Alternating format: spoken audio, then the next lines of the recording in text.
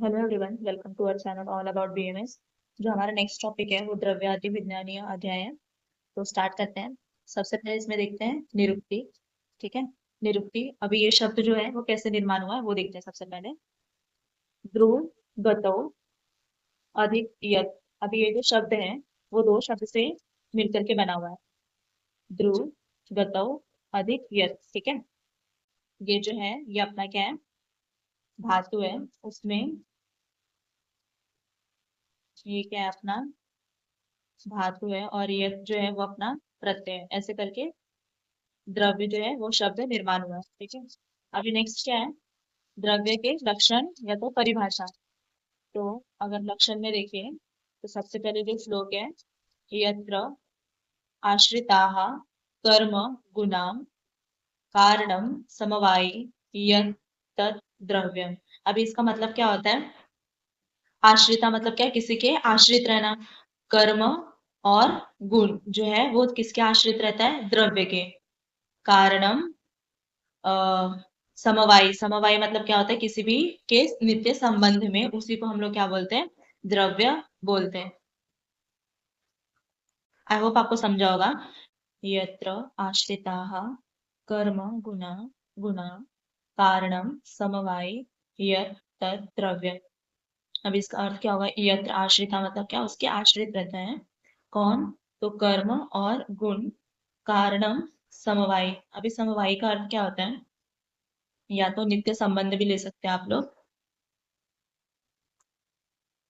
या तो नित्य संबंध मतलब कि उसी के संबंध से है, या तो उसी से क्या हुआ है, उत्पन्न हुआ है।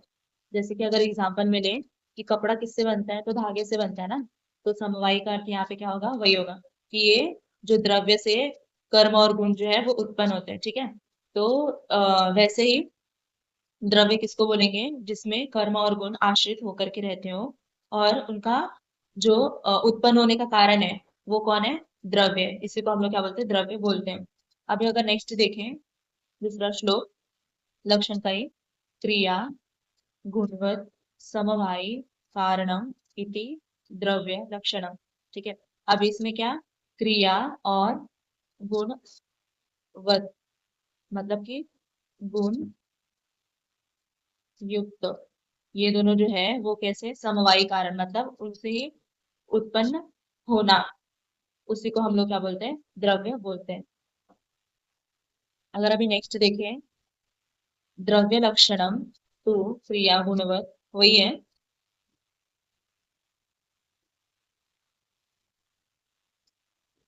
अगर हम लोग नेक्स्ट श्लोक देखें, रस आदि नाम पंचानाम भूतानाम यत् आश्रयभूतम तत् द्रव्यम। अभी द्रव्य हम लोग किसको बोलते हैं, रस आदि। आदि का यहाँ पे अर्थ क्या है, रस और गुण, वीर्य, विपाक और कर्म, ये पांचों पंचानाम। ठीक है। तो पांचों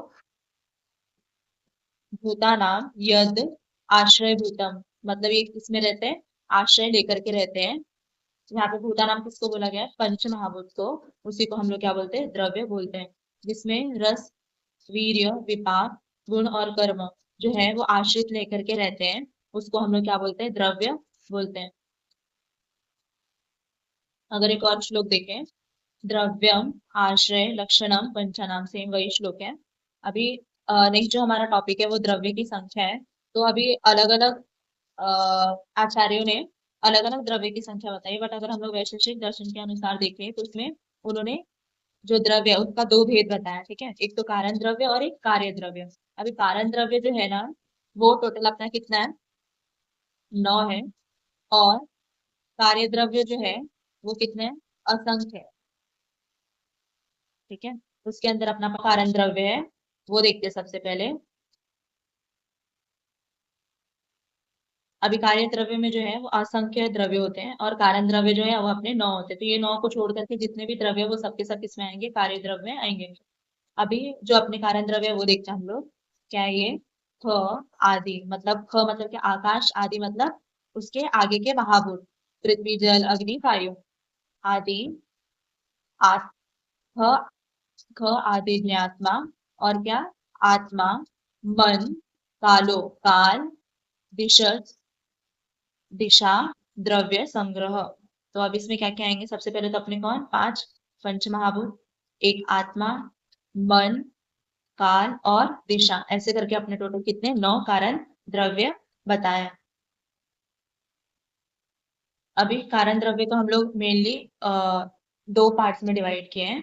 कौन कौन कौन से तो एक सबसे पहले मूर्त द्रव्य और अमूर्त द्रव्य। अभी मूर्त द्रव्य मतलब क्या होता है कि जिनके पास क्या हो शेप हो ठीक है और अमूर्त द्रव्य मतलब जिनके पास शेप नहीं हो। तो इसमें क्या क्या आएंगे मूर्त द्रव्य में सबसे पहले अपने पंच महाभूत।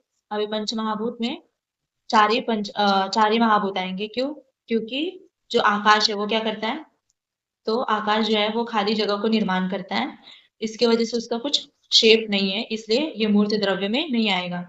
उसके बाद नेक्स्ट क्या है अमूर्त द्रव्य जिसके पास शेप नहीं हो। तो कौन कौन आएंगे इसमें आकाश काल काल का भी कोई शेप नहीं होता है दिशा और आत्मा।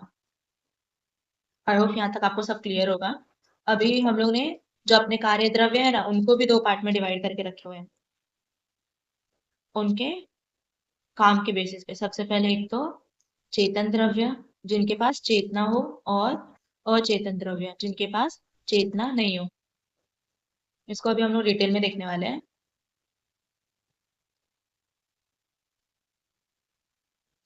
तो ये अपना कार्य द्रव्य हो गया उसके हम लोग ने दो पार्ट्स देखे चेतन और अचेतन। अभी चेतन को हम लोग स इंद्रिय भी बोलते हैं मतलब कि जिनमें इंद्रिय हो विद इंद्रिय और निरिंद्रिय जिनमें इंद्रिय नहीं हो तो अचेतन। और हम लोग बिना इंद्रिय के हमारे अंदर चेतना भी नहीं रहेगी मतलब कि हम कुछ कार्य भी नहीं कर पाएंगे इसके लिए इसको स इंद्रिय ऐसा नाम दिया गया है।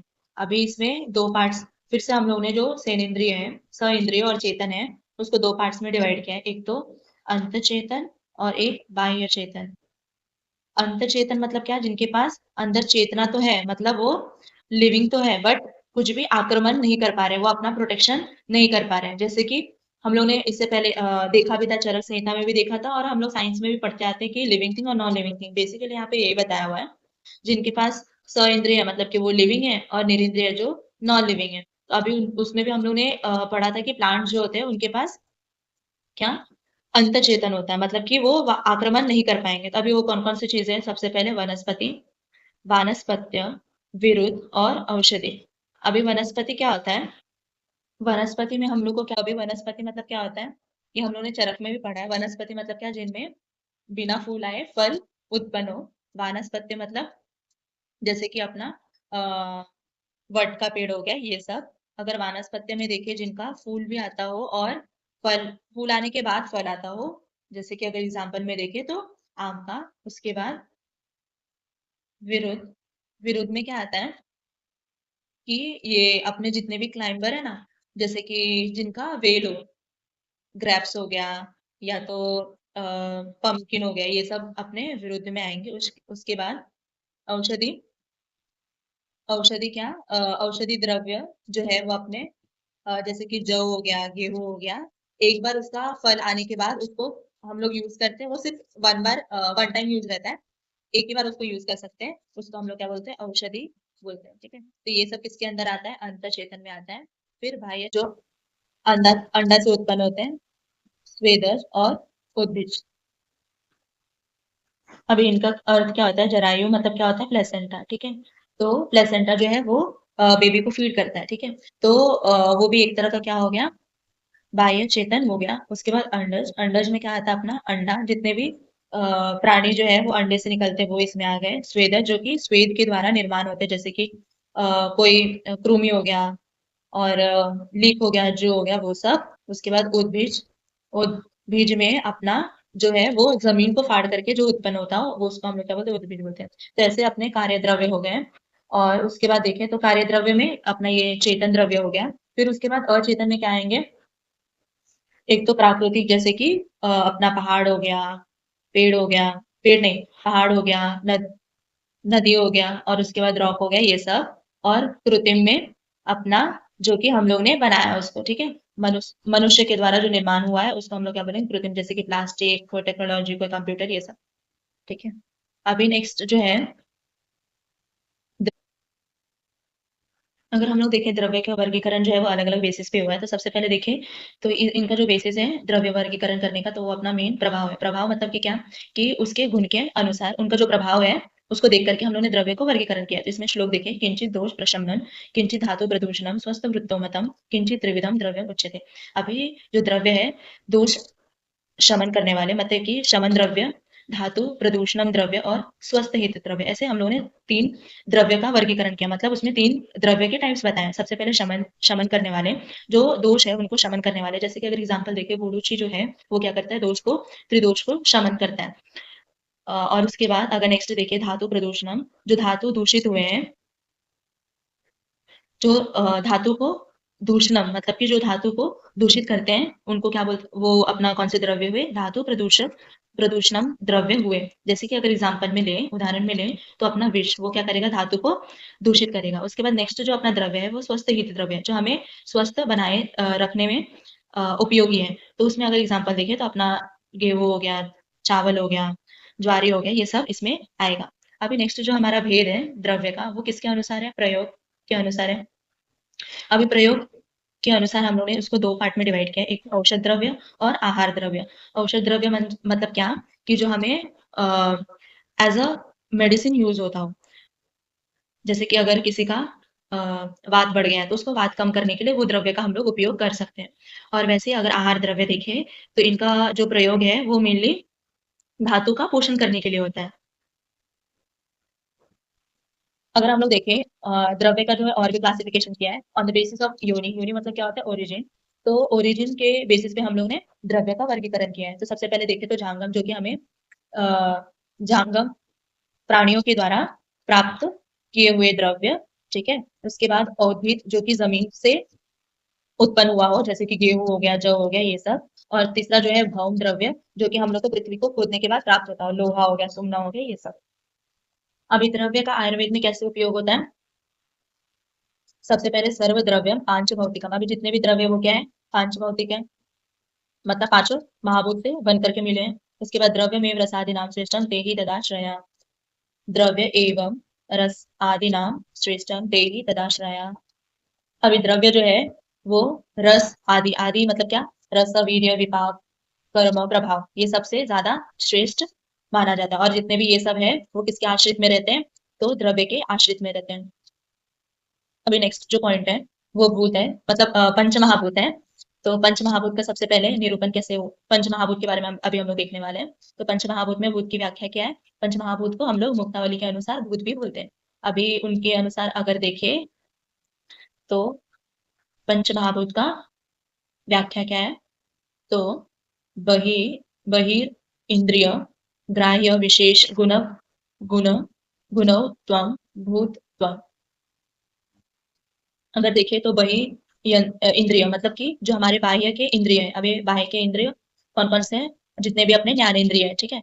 ज्ञानेंद्रिय जो है वो उनके द्वारा हमें क्या ग्रहण हो, शब्द, स्पर्श, रूप, रस, गंध, ये सब जो है वो हम लोग को ग्राह्य हो, उनके गुण जो है वो हमें ग्राह्य हो, उसे हम लोग क्या बोलते हैं, भूत बोलते हैं। अभी भूत क्या होता है, तो जो हमें ज्ञानेंद्रिय के द्वारा कोई भी विषय का ग्रहण हो और उनका जो गुण है, शब्द, स्पर्श, रूप, रस, गंध, उसके द्वारा हम लोग को ज्ञान की प्राप्ति हो, उसे ही हम लोग क्या बोलते हैं, भूत बोलते हैं।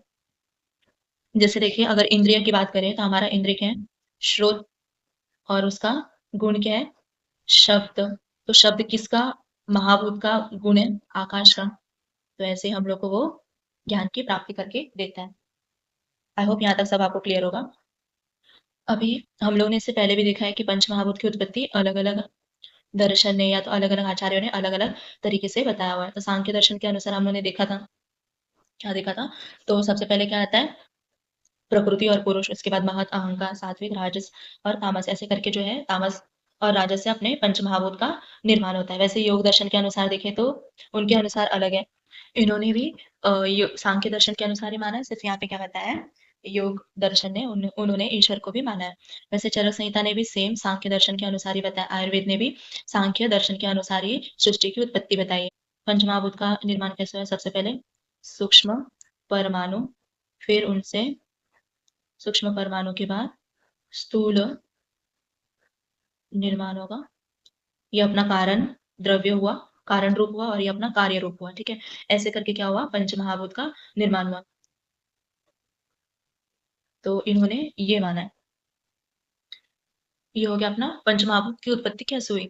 और अभी हम लोग देखने वाले कि धातु में पंचमहाभूत कौन कौन से होते हैं। तो सबसे पहले अगर देखें, रस में कौन सा महाभूत है? तो जल महाभूत है। रक्त में अग्नि महाभूत और जल महाभूत है। मांस में पृथ्वी महाभूत है। मेद में जल और पृथ्वी है। अस्थि में पृथ्वी और वायु है। मज्जा में जल है और शुक्र में भी जल है। ऐसे करके हो गया ये अपना धातु और पंचमहाभूत। अभी नेक्स्ट देखें तो जो अपने गुण है, महाभूत में कौन कौन से गुण प्रेजेंट है। तो सबसे पहले अगर आकाश देखें तो आकाश में मेन अपना शब्द है। वायु में शब्द और स्पर्श है। जो अधिक है वो स्पर्श है। तेज में अधिक रूप है। जल में रस है। पृथ्वी में गंध है। अगर वैसे हम लोग देखें कि पंच महाभूत में कौन कौन से गुण है, कौन कौन से गुण है, मानसिक गुण है। कौन कौन से मानसिक गुण है? तो अगर देखिए, आकाश में अपना सत्व गुण है। वायु में रज। तेज में सत्व और रज। जल में सत्व और तम। पृथ्वी में तम। और उसके बाद नेक्स्ट देखिए तो षड्रस और पंचमहाभूत। अभी षड्रस में कौन कौन से पंचमहाभूत हैं, तो इसको याद करने के लिए मैंने आपको ऊपर टिक भी बताया था। भूज, भूत, तेज, तेवा, हवा, भूआ। तो ये दो तरीके वो हमारी मैम ने बताया था कि भूज, भू मतलब क्या? पृथ्वी। ज मतलब क्या होगा? जल। फिर उसके बाद अगर अम्ल में देखे तो भू मतलब पृथ्वी, और त मतलब तेज। फिर उसके बाद तेज मतलब ते मतलब अग्नि, ज मतलब जल। वैसे ही ते मतलब अग्नि, वा मतलब वायु, व मतलब आकाश, वा मतलब वायु, और भू मतलब पृथ्वी, और वा मतलब वायु। ऐसे करके आप पंचमहाभूत, जो षड्रस है उनमें पंचमहाभूत पढ़ सकते। आई होप यहाँ तक आपको सब क्लियर होगा। और अगर वीडियो अच्छी लगी तो चैनल को सब्सक्राइब कीजिए, वीडियो को लाइक कीजिए। Thanks for watching.